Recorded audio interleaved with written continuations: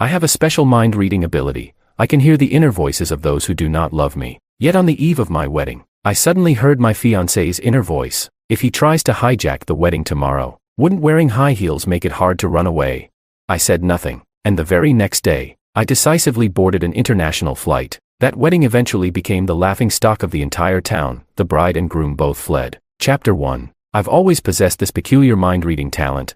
I can hear the inner voices of those who don't love me. Because of this gift, I can effortlessly tell when someone's affection for me is insincere. It allows me to quickly distance myself from superficial friends and remain unmoved even by the heartfelt confession of a longtime crush. Even when buying durians, I can listen to the vendor's inner voices to pick the one with the richest, sweetest flesh. Every single word they whisper in their hearts is crystal clear to me. To avoid an overwhelming clamor in my ears, I even steer clear of making eye contact with strangers in daily life. But when I first met Willow, the entire world went silent, leaving only the clear sound of our conversation. Hello, may I get to know you?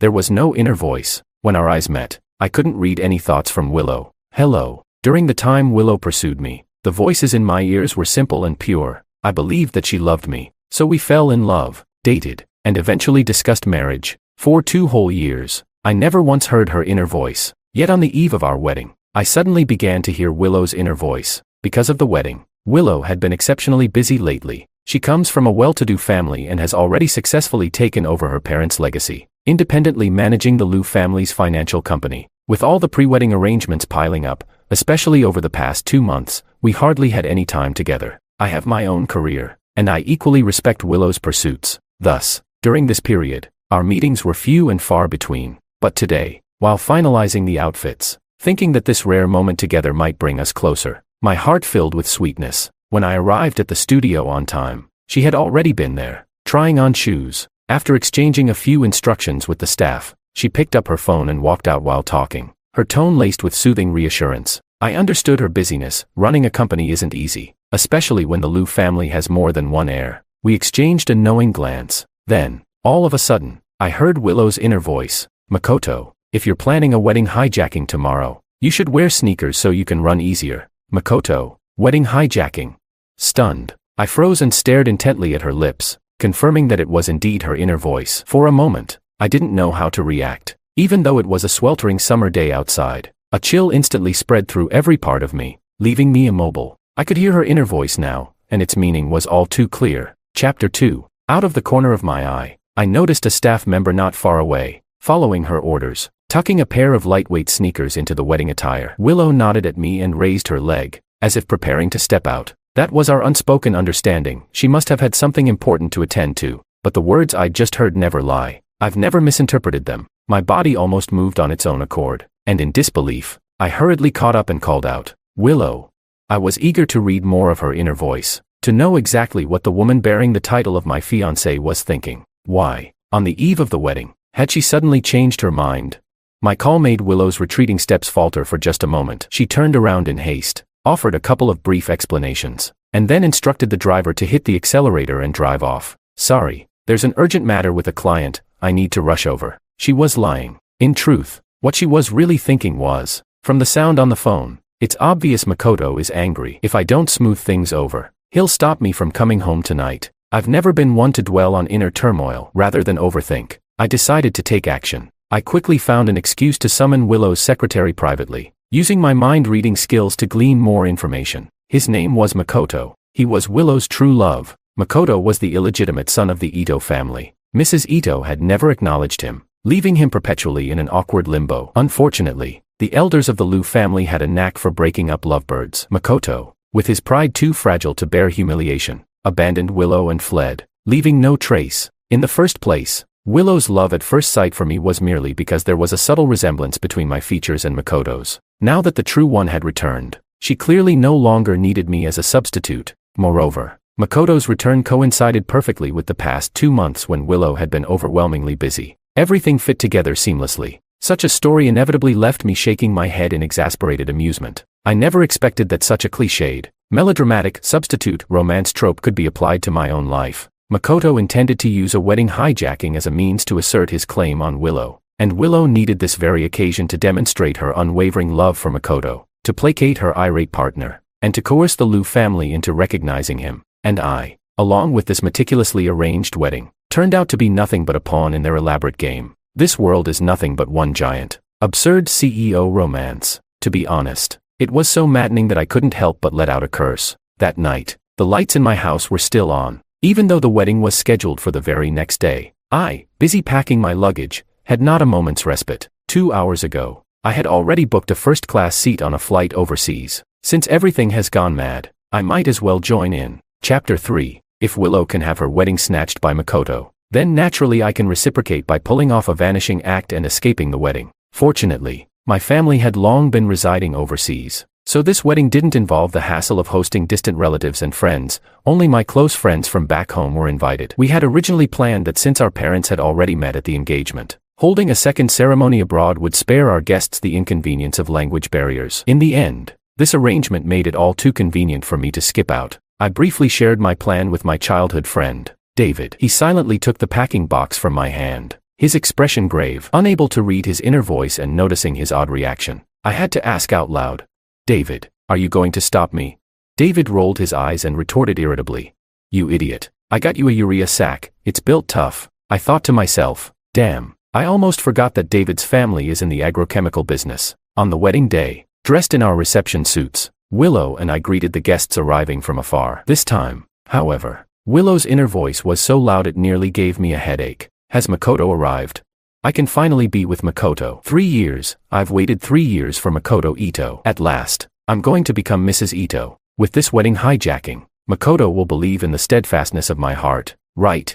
I shuddered and frowned at Willow several times as her inner monologue echoed in my ears. Yet outwardly, she remained as gentle and poised as ever, expressing concern for me. "George, you don't look so good. Why don't you head to the lounge to rest? I'll take care of the guests outside. Join the ceremony when it's time." That was fine by me. In fact, it was about time I found an excuse to make my exit. I agreed, and just as I was about to swap my suit for casual clothes, I happened to run into Makoto by the door. Thanks to our similar looks and my mind-reading ability, I recognized him almost instantly. I grabbed David by the sleeve. He was clearly ready to pounce on the mistress, and feigned ignorance, saying, "You're one of my beloved's friends, aren't you? Get inside quickly, our wedding starts in a few hours." Makoto's smile vanished abruptly, as if he were displeased by my familiar reference to Willow. His tone then turned sardonic. "Mr. Wong, I'm sorry, but today our outfits are too similar. If an uninformed bystander saw this, might they think I'm the groom?"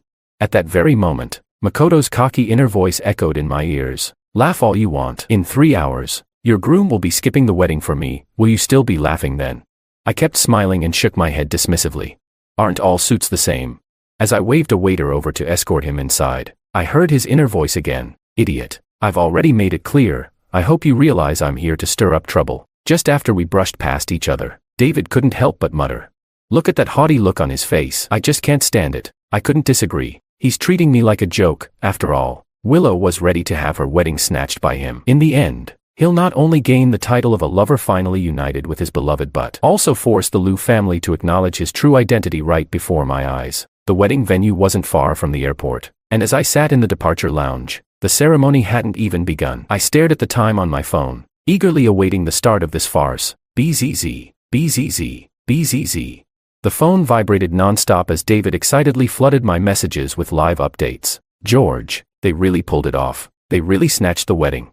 Damn, cheating and yet acting like Cinderella and her prince, absolutely shameless." With only 5 minutes until the ceremony officially began, David sent me a video of the wedding in progress. According to the schedule, after I had taken the stage and the MC had recited a sappy, overly sentimental love story, the bride was supposed to make her entrance. But to help Makoto hijack the wedding, Willow had already altered the program with me. She would go on stage first, and I would follow. She intended to force Makoto to make his move at this critical moment, not knowing that it was exactly what I wanted. Makoto deliberately donned the same reception suit as the groom and swiftly rushed onto the stage, snatching the microphone from the MC. Despite the murmurs from the audience, he unabashedly declared his love, his bold display bringing tears to Willow's eyes. "Willow, will you come with me?"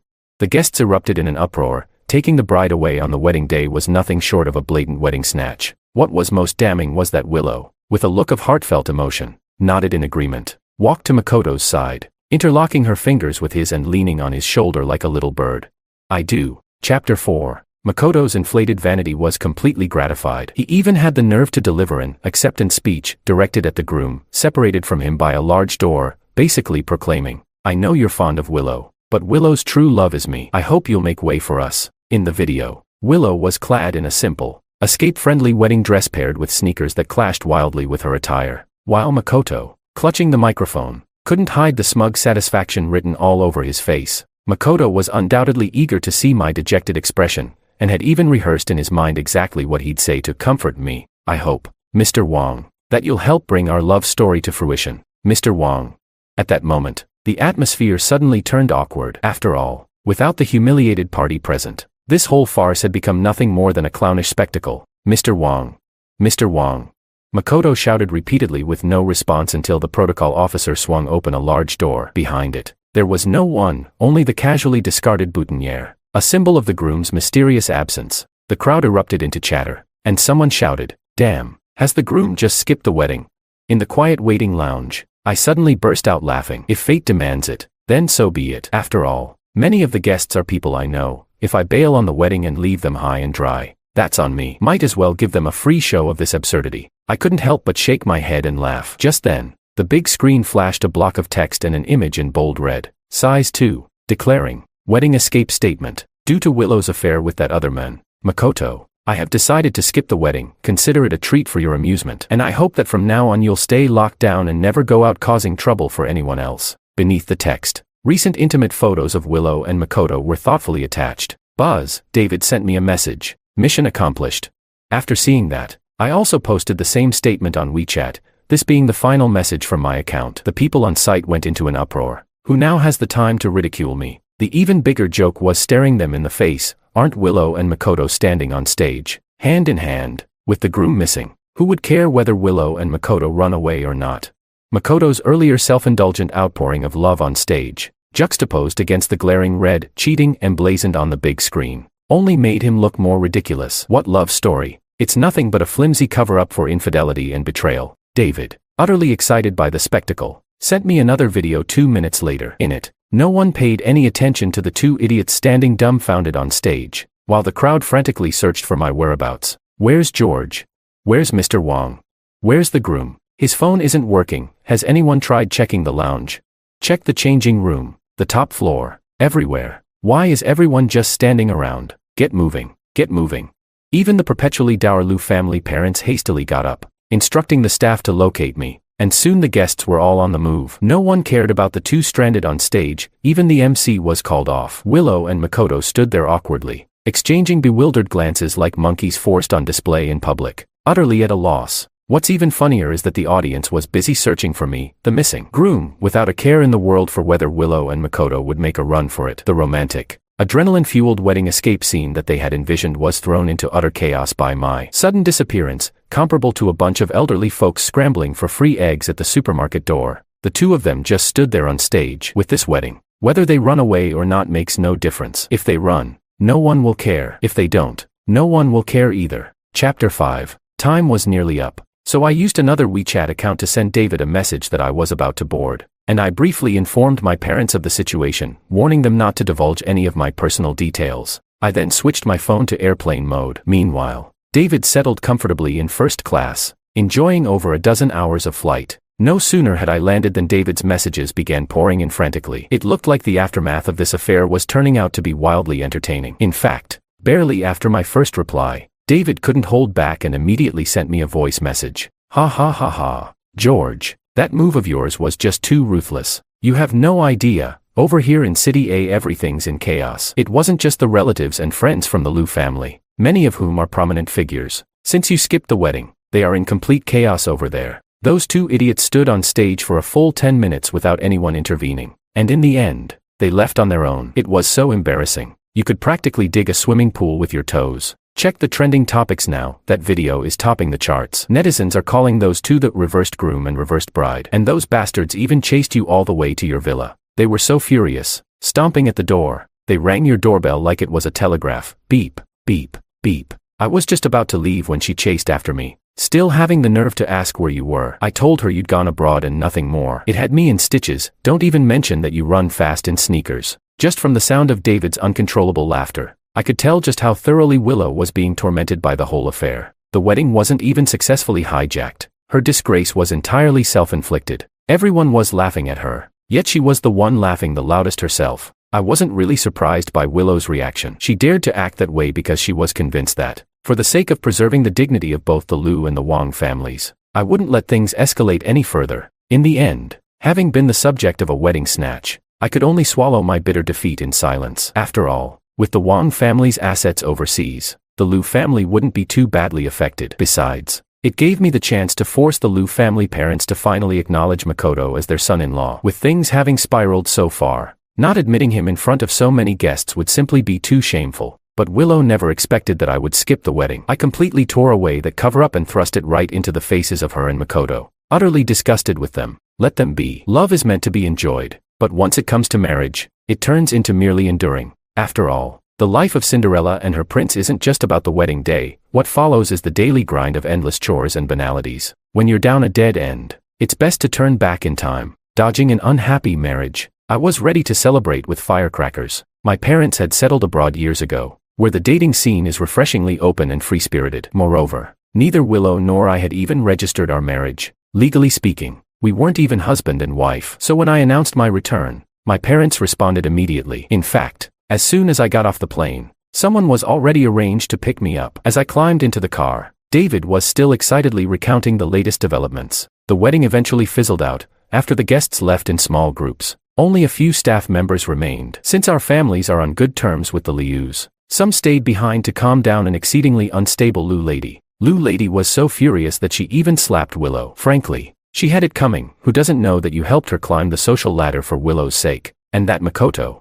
an illegitimate child, pulled off this shameless act of wedding snatching as a way to repay ingratitude? The Liu family themselves have lost face. Old Mr. Liu didn't even spare Makoto a glance. He just left immediately. Only Makoto remained, awkwardly fumbling as if he didn't know where to put his hands. When I was leaving, I even saw Makoto, red-eyed, clinging to Willow as they tried to hold the wedding together. I bet he felt that his own reputation was utterly ruined. I scoffed. Those who insult others often end up being insulted themselves. I'll be waiting for them to actually hold a wedding someday. If they do, I promise I'll sincerely congratulate them. I believe Willow will understand that sooner rather than later. I met Willow at a charity gala. Although the Wang family's assets had already been transferred overseas, both my parents and I hail from City A, and with my elderly parents, long international flights can be quite taxing. That time when I returned, it was partly for business, partly to trace my roots. I never expected to encounter the girl who fancied herself my destined partner. Back then, Willow called out to me while holding a wine glass. Her smile was radiant, and every graceful gesture exuded elegance. Thanks to my mind-reading ability, I usually refrained from initiating conversation in such public settings unless absolutely necessary. The clamor of high society is just too overwhelming. When Willow stopped me, the irritation on my face was still evident. Yet, strangely enough, I couldn't hear any inner voice from her. Perhaps because it was too quiet.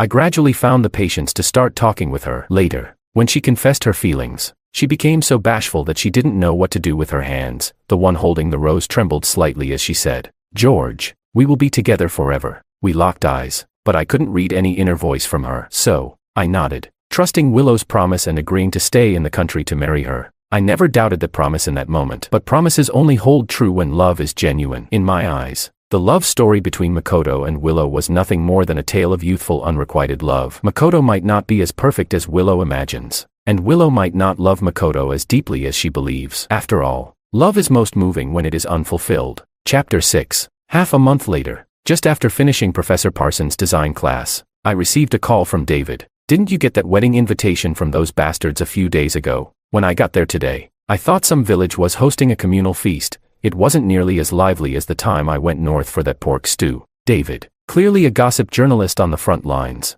rambled on about that melodramatic wedding. Old Man Lou didn't show up at all, and hardly anyone attended. "This wedding can't compare to yours back in the day." The ceremony was held in a secondary hall, and only Mrs. Lou showed up, wearing a sullen look as she coldly finished her change of address tea. Forget about handing out red envelopes. She didn't even properly address her son-in-law, still calling him Mr. Ito. During the speeches on stage, they even had him scold Mr. Ito to behave, told him to be well-mannered and know decency and shame. Ha ha ha. You should hear how the older generation, with all their cultured flair, can really lay into someone.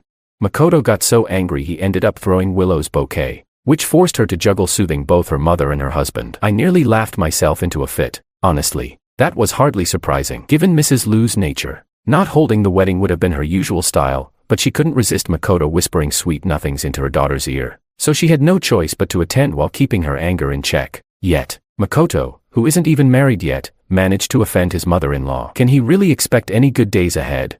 I also heard Makoto's been stuffing his cronies into Willow's company lately. He's enjoying himself, once married. Even the Ito side acknowledged his identity, and his own business is booming. Talk about having the shade of a big tree to lean on. I still remember how hard you worked to pull resources for Willow, and now Makoto is reaping all the benefits. It leaves me seething with envy. I kept thumbing through project files while chatting with David on speakerphone. I haven't come out short either. I made a pretty penny in all this. But Willow's life isn't exactly a bed of roses either. She might have operational control, but the real decision-making power still lies with her father. They can't have the Lu group end up taking the Ito name, can they? Besides, the Lu family isn't just made up of one young person. It's hard to say for sure, but I know how driven Willow is when it comes to her career. The company isn't run solely by her, so I suspect Makoto is playing the classic act first, explain later card. Thanks to that wedding, our domestic partners have caught wind of the feud between Willow and me and have let slip a few tidbits. For instance, the Lu family even promoted Willow's cousin, clearly ramping up the pressure. Between love and business, I figure Willow is caught in a real bind. David clearly wasn't too pleased with my remarks. What do you mean by that? Have you gone abroad to become a monk? Are you out there clattering your prayer beads all over your face? Suddenly turning soft-hearted. Now you feel sorry for her suffering, so is your next move going to be to send her some warmth? Chapter 7. I raised my brows with a wry smile. No warm fuzzies here, I was thinking. Maybe I can cash in on this opportunity. Haha. I always thought you were a lovesick fool. Turns out you're a capitalist. But I never expected that 2 months later I'd receive a call from Willow. George. After all this time, hearing her voice suddenly sent a shiver down my spine. Willow. Miss Miller. No wonder the professor never bothered to give me the client's Chinese name, always saying it was just an old acquaintance. So it's you. As for Willow managing to find me, my reaction was surprisingly indifferent. After all, I'm abroad, not at a funeral. The domestic and international circles are that small, and in business there are no real barriers. If Willow wants to get in touch, it's only a minor inconvenience. George. Her hesitant, stuttering tone grated on me, and inwardly I rolled my eyes. What are you going on about? I've got no lingering affections to rekindle with a cheating ex. If I had to curse her ancestors for 18 generations, that'd already be more than generous. I'm only greeting you out of courtesy. Since you're the client, I cut her off coolly. If there's nothing else, I'd better go and introduce this project to Mr. Lu. Clearly still lost in her own emotions, Willow tried to dredge up the past. George, I'm truly sorry about everything back then. I know I hurt you, so much so that you ran off, skipped the wedding, and fled abroad. I'm sorry. I really owe you an apology. I fell silent for a moment and sighed. Willow, have you gotten what you wanted? A long silence stretched over the line, and then her voice came back. Tired. I don't know. Makoto isn't the same as he used to be. He's changed so much that I'm starting to wonder if he's even the Makoto I once loved. Sorry. I know I shouldn't be disturbing your life, but I just felt like talking. Tonight, I attended a cocktail party and suddenly remembered the days when we used to fight side by side. I snorted dismissively, not wanting to continue what had been a relatively civil conversation. If Mrs. Ito finds out that you and I are still in touch, it won't be proper. Lisa, come over here. Thanks for helping me introduce this project to Mr. Lu. I've got other matters to attend to. Excuse me. No matter how heart-pounding a romance once was, over time it all grows dull. The pearl powder you once despised turns out, once lost, to be an invaluable glowing gem. No matter how much one is loved, one always yearns for the love that was never attained. Regarding Willow's confession, all I could think was, serves her right. I handed all follow-up work on the project over to my assistant, Lisa. Occasionally, if something was unclear, I'd offer guidance, but I made every effort to avoid direct contact with Willow. I knew exactly what she was scheming, but when it comes to betrayal, once you've given someone a first chance, there's no room for a second. Lisa went back to the country on my behalf and successfully secured the project. Along with it, she brought another piece of news. Miss Lu asked me to tell you that she's divorced. When Makoto began stuffing his cronies into the company, I had already had a vague premonition. I just never expected it to come so soon. Even when I messaged David, he was surprised. I only just heard about it too. How come your news is so sharp? I smirked. She reconnected with me a while back because of the project. She specifically had my assistant relay this to me. David clicked his tongue a couple of times before continuing. Everyone can see her true intentions, but But how is it that this guy is so relentless? Does he really think you're just his spare? Disgusting. Do you know why they got divorced? Makoto had Willow wrapped around his finger. He was already married overseas, to a rich foreign woman, and only came back after losing a lawsuit against his stepson. When Aunt Lou found out, she was so furious her hands were trembling, and without a word, she slapped a photo of Willow right onto her face. You should have seen it. Willow's face turned so red you could fry an egg on it. After getting married, his sleazy antics were hardly few, and his relationship with Willow steadily cooled off. Now that everything's come to light, Willow had someone draft the divorce papers the very next day, and now it's over so decisively. I remember how, back then, Willow was even willing to give up her entire fortune just to be with him. It's only been a year since they married, and now they're divorced. Thinking back on her former attitude, she must now think she was utterly foolish. I suddenly recalled when Willow had mentioned to me that Makoto has changed. It was all just ridiculously funny. Chapter 8. Makoto perhaps hasn't changed at all, it's just that he no longer lives up to Willow's expectations. Once the thrill wears off, true affection gradually emerges. Apart from our business dealings, Willow and I have lost all contact. I even deliberately ignore her emails and friend requests. She's adept at falling in love with an idealized perfection. Once it was Makoto, and now it's mostly me. Let her be. I've built a whole new life for myself. As for Willow, to me she's nothing more than an old, insignificant memory. It wasn't until David was preparing to get married that, after many years, I returned to a city. Accompanying me was my daughter, Anna. My wife, a foreigner, was on an Antarctic research expedition at the time, or else she would have joined me for the wedding. After chatting with David, Anna mentioned that she wanted to play at the children's amusement park in a nearby mall. Knowing that she didn't have any playmates here, I nodded and took her along. Anna was clearly excited. She practically ran the entire way, her boundless energy leaving me breathless as I struggled to keep up. Before I knew it,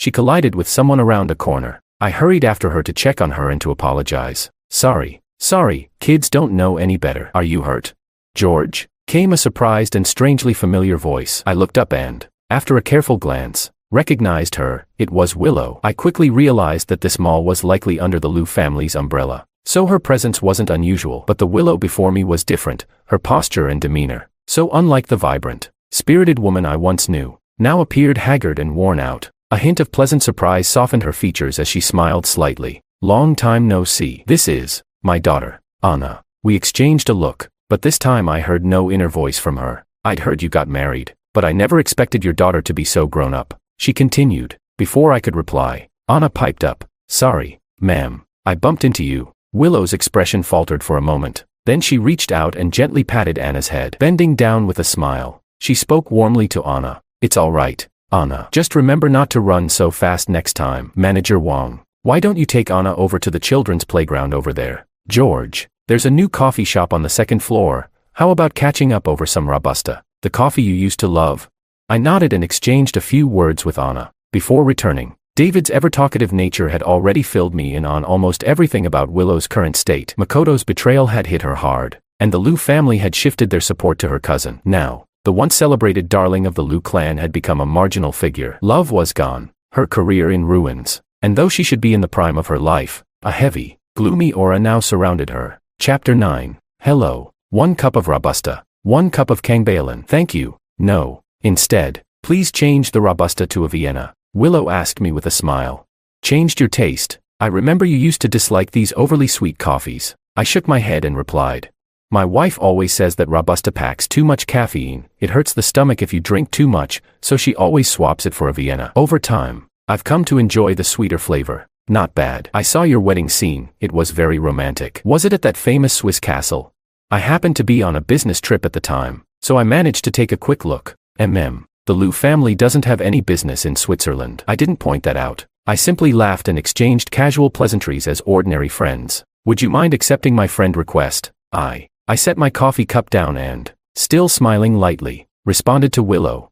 Better not. I know what you're getting at. There's no need to dwell on it. To me, that's all in the past. After all, it was clearly you who lost face back then. I did love you, but I truly don't anymore. I've built a happy family, a loving partner, an adorable daughter, and someone living an entirely new life wouldn't want to rehash the mistakes of the past. Willow, what's lost is lost. Whether it's love or hate, none of it matters anymore. My nonchalant tone seemed to sting her. A slight redness filled Willow's eyes. When I went back to look for Anna, the manager was engrossed in reading a fairy tale book to her. Until I approached, Anna looked up and asked, Daddy, have you read The Little Prince? Even though the fox was so wonderful, why did the little prince ultimately choose that rose?